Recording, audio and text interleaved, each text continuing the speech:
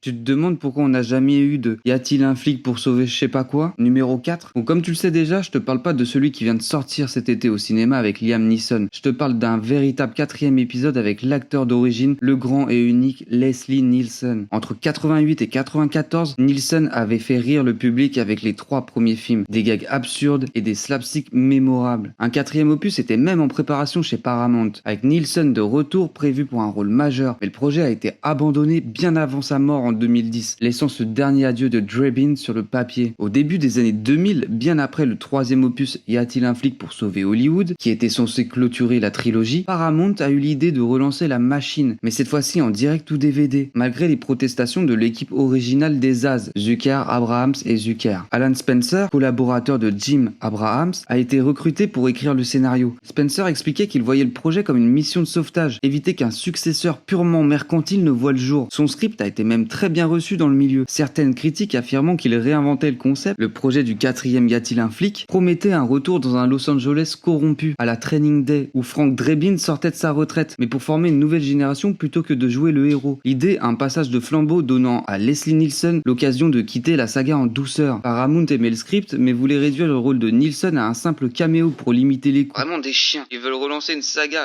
qui on rappelle est terminée. Ils aiment le scénario, appellent tout le monde, se rendent compte que l'acteur est trop cher et le dégagent en caméo. C'est pitoyable. Bref, en 2010, Nielsen est décédé, scellant la fin définitive de cette version, et c'est peut-être pour le mieux. Le projet a continué à remonter à Hollywood, Ed Helms avait été choisi pendant un moment pour un nouveau personnage, puis Seth MacFarlane et David Zucker ont tenté de relancer le film, envisageant même un Frank Drebin Jr. comme nouveau protagoniste, idée qui a été gardée.